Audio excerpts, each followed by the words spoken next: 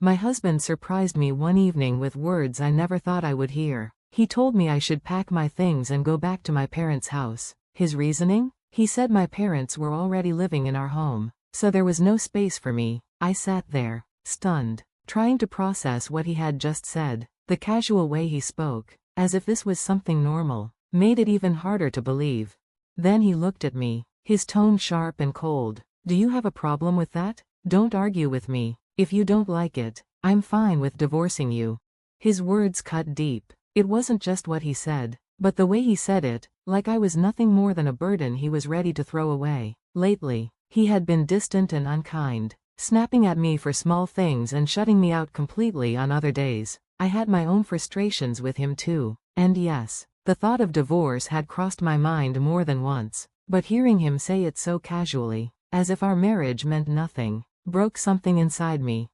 I wanted to shout back, to remind him of everything I had done for us. I was the one paying $1,800 every month for our expenses. I was the one making sure we had food, bills paid, and a roof over our heads. Did he even remember that? Did he care? But instead of gratitude, he looked at me like I was disposable. As I sat in silence, still in shock, he grew more irritated. Leave this house now. My parents won't feel comfortable if you're here. That was the moment I realized something had shifted in him. This wasn't the man I fell in love with. This was someone else, cold, selfish, and completely blind to how unfair he was being. I didn't understand why I had to be the one to leave, but I forced myself to stay calm. Fine, I said quietly. I'll take all my stuff with me. The moment I agreed, his face lit up with satisfaction. Then do it, he said, before walking away without looking back. The second he left the room, I pulled out my phone and called a local shop to arrange selling some of my things. If he thought he could kick me out and still benefit from my belongings, he was wrong. But before I go further, I should tell you who I am. My name's Emily, and I'm married to Robert, who's 5 years older than me. When I think back to how we met, it feels almost like a different lifetime. We were introduced through mutual friends. What was supposed to be a quick meet-up turned into us spending the entire day together, talking about everything under the sun. Robert mentioned he wanted to become a voice actor, and I remember being drawn in by his deep, rich voice. I've always had a soft spot for soothing voices, and his instantly captured my attention. It wasn't long before we exchanged numbers, started hanging out more, and without really saying it out loud, began dating. I had just graduated college and was stepping into my first real job, so dating someone older and more mature felt exciting. My best friend Ashley worried about the 5-year age gap at first, but I reassured her it wasn't a big deal. Robert and I clicked so naturally, I didn't see a reason to overthink it. Eventually, Ashley dropped her concerns and supported us.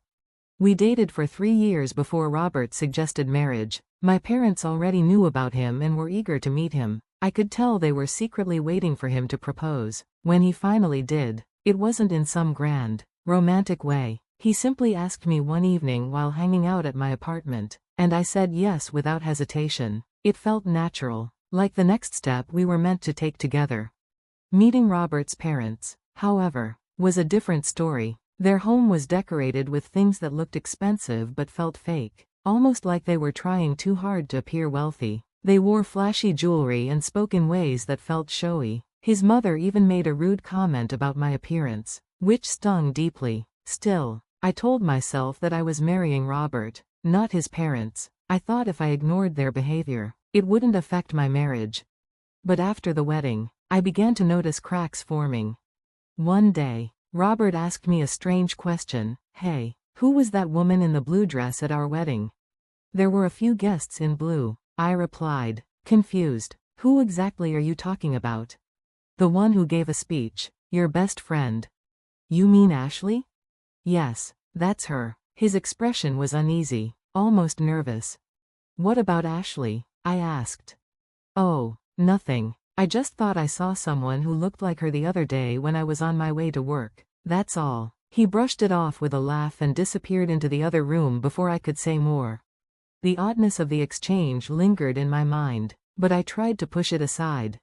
Around the same time, Ashley called with her own news. Her longtime boyfriend, who had been working overseas, was finally coming back to the US. The following year, I had always admired their love story, childhood friends who stayed connected through distance and time. Their bond was something special, and I often teased her about marriage.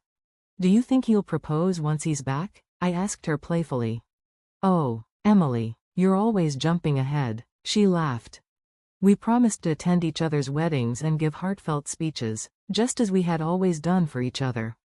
Meanwhile, things with Robert only got harder. He was chasing his dream of becoming a voice actor, which I respected, but it meant he worked odd part-time jobs to pay for classes. Every cent he earned went toward his dream, leaving me to carry the full weight of our household expenses. Our savings were non-existent, and I began to feel more like his sponsor than his partner. He came home later and later, snapping at me if I asked questions. The warmth that had once existed between us seemed to vanish, replaced by cold indifference. And now, after everything I had sacrificed, he had the nerve to tell me to leave my own home. It was then I realized, this wasn't just about his parents or our differences. Something deeper was broken between us. Robert's dream was always the same, to make it as a voice actor. At first, I admired his dedication. I thought it was brave to chase something creative instead of settling for an ordinary job. But as time went on, I realized his dream was eating away at our marriage.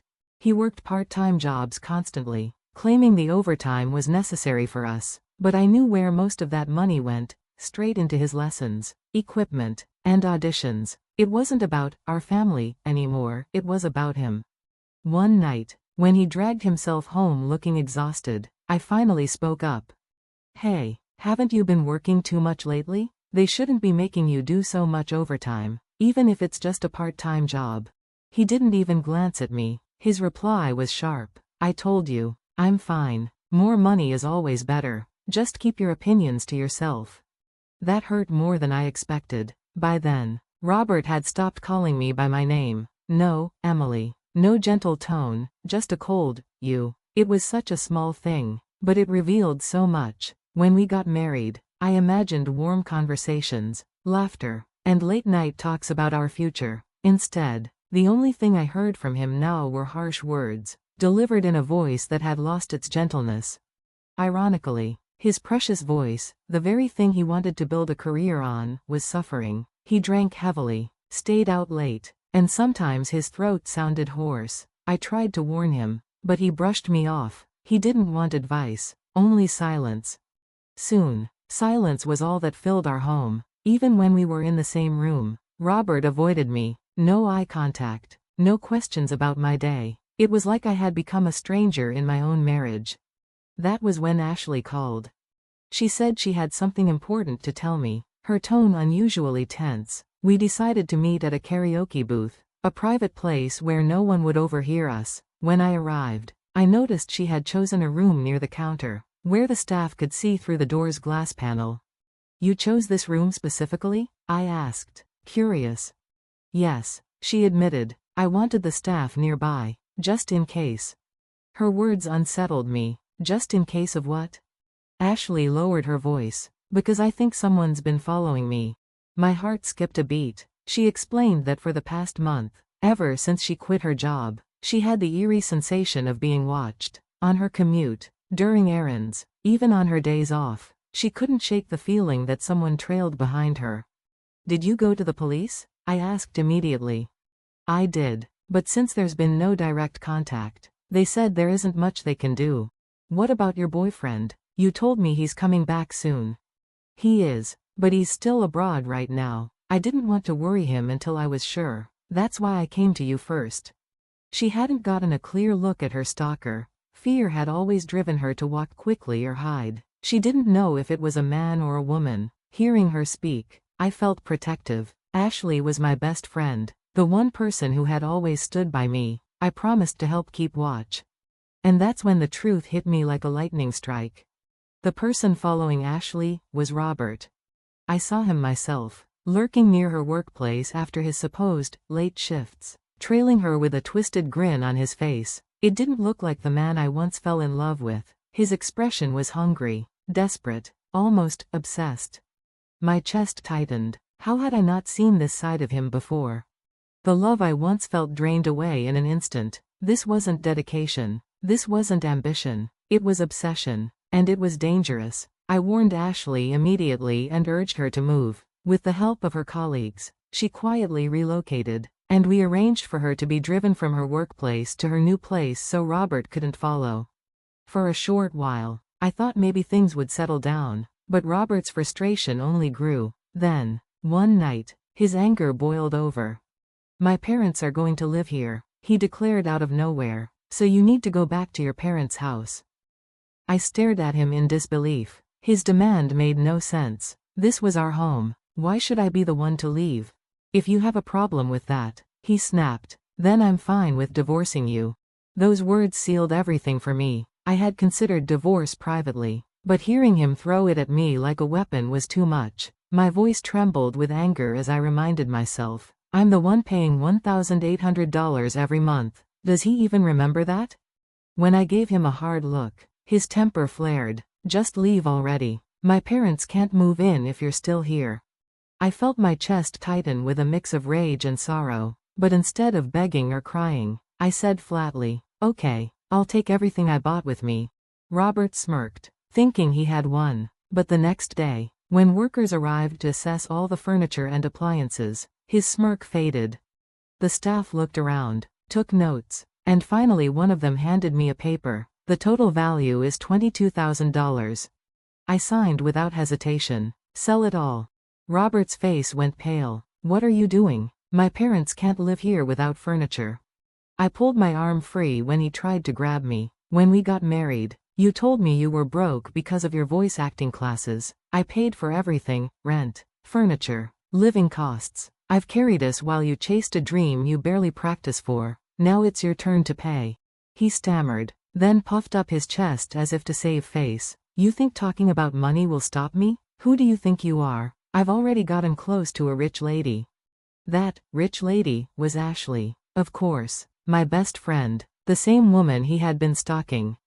If he thought lurking around corners and following her home was getting close, then he was delusional. Ashley was from a wealthy family. Yes, but she also had a boyfriend she'd been faithful to since high school. A man her family adored. A man who was nothing like Robert.